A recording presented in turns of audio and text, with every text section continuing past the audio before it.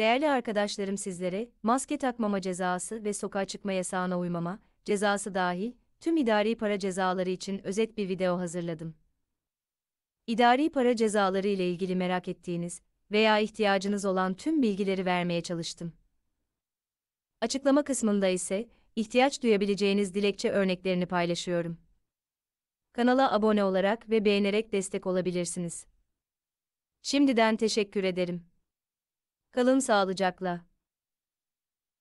Maske takmama sebebiyle ve sokağa çıkma yasağına uymama nedeniyle verilen cezalar, idari para cezalarıdır.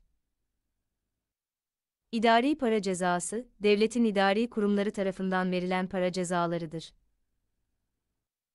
İdari para cezası verebilecek kurumların bazıları şunlardır: bakanlıklar, belediyeler, emniyet, kaymakamlık, valilik, sosyal güvenlik kurumu ve benzerleridir.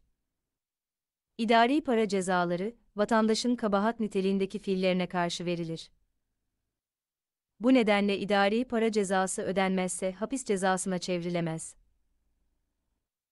İdari para cezası ödenmezse, cezanın tahsili amacıyla borçlu kişi hakkında yalnızca icra işlemleri yapılabilir. Uygulamada çoğu zaman kişi adına kayıtlı taşınmaz mallar ile araba veya banka hesaplarına haciz konulmaktadır. Kişinin evine giderek fiili haciz uygulaması yapılmamaktadır. İdari para cezasına itiraz süresi. İdari para cezasına itiraz süresi, genel olarak 15 gündür. İtiraz süresi idari para cezasının ilgili kişiye tebliğinden, yani para cezasına dair yaptırım kararının, eline ulaşmasından itibaren başlar. İdari para cezası, cezanın muhatabı olan kişiye gönderildiğinde bu cezaya itiraz süresinin ve itiraz merciğinin gösterilmesi gerekir. Fakat uygulamada para cezalarının usulsüz bir şekilde muhataplarına tebliğ edildiği, itiraz süresi ve itiraz edilecek merciğin gösterilmediği görülmektedir. İdari para cezasına nereye itiraz edilir? İdari para cezalarına karşı sulh ceza hakimliğine itiraz edilebilir. Bazı idari kurumların verdiği cezalara karşı özel kanunlarındaki hükümler gereği idare mahkemesine iptal davası açmak gerekir. Örneğin, SGK'nın verdiği idari para cezaları. İdari para cezasına itiraz konusunda uygulamada ciddi yanlışlıklar yapılmaktadır.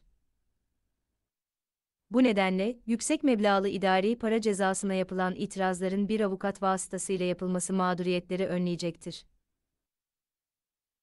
Yoklama kaçağı, bakaya kalma nedeniyle verilen idari para cezasına itiraz süresi nedir? Nereye itiraz edilir? Yoklama kaçağı cezası ve bakaya cezası hukuki niteliği itibariyle idari para cezası olup il veya ilçe idare kurulları tarafından verilmektedir. İlçe idare kurulları kaymakamlık bünyesinde, il idare kurulları ise valilik bünyesinde görev yapan kurullardır. Bu kurulların verdiği, yoklama kaçağı veya bakaya kalma nedeniyle verilen idari para cezası kararlarına karşı, kararın muhatabına ulaşmasından itibaren, 15 gün içinde kararı veren idarenin bulunduğu yerin yetkili sulh ceza hakimliğine itiraz edilebilir.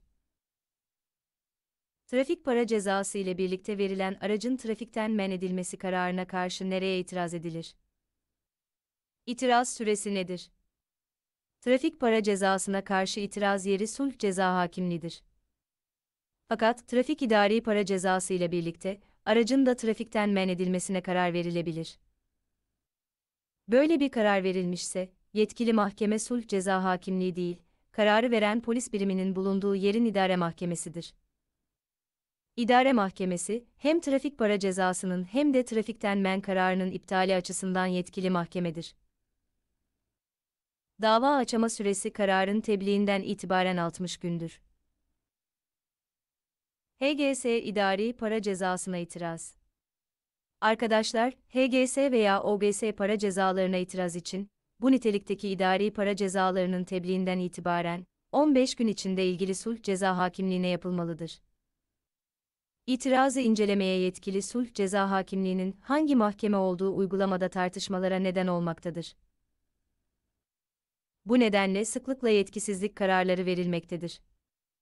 HGS, OGS kullanıcıları, para cezasını düzenleyen idari birimin bağlı bulunduğu sulh ceza hakimliğine değil, somut olarak ihlalin yapıldığı idari birimin bağlı olduğu adliyedeki sulh ceza hakimliğine başvurmalıdır. İdari para cezaları nereye ödenir? İdari para cezaları, genel olarak mal müdürlüklerine ödenir. Arkadaşlar, şunu belirtmek gerekir ki, bazı kurumların verdiği idari para cezaları, cezayı veren kurum tarafından tahsil edilmektedir. Karmaşaya yol açmaması için kanun, idari para cezası kişiye tebliğ edildiğinde nereye ödeneceğinin de kişiye bildirilmesini zorunlu kılmıştır. İdari para cezasının peşin ödenmesi halinde, cezanın 1/4 oranında indirim yapılmaktadır. Erken ödeme yapmak isteyen kişi, cezanın kendisine tebliğinden itibaren 15 gün içinde cezayı ödemesi gerekir. Dikkat edelim, cezanın erken ödenmesi cezaya itiraz edilmesine engel değildir. Kişi bir taraftan cezayı öderken, diğer taraftan cezaya itiraz edebilir. SGK tarafından verilen idari para cezaları kurumun kendisi tarafından tahsil edilmekte olup bizzat kuruma, bankalara veya PTT şubelerine ödenebilmektedir. Trafik cezaları, vergi dairesine, bankaya veya PTT'ye ödenebilir. İdari para cezası, adli sicil kaydına, yani sabıka kaydına işlenir mi? İdari para cezası, adli sicil kaydına işlemez. İdari para cezaları kabahat niteliğindeki suçlar için verilir. Adli sicil kaydı ise, işlenen bir suç karşılığında, mahkemelerce verilen kesinleşmiş cezalar için tutulmaktadır.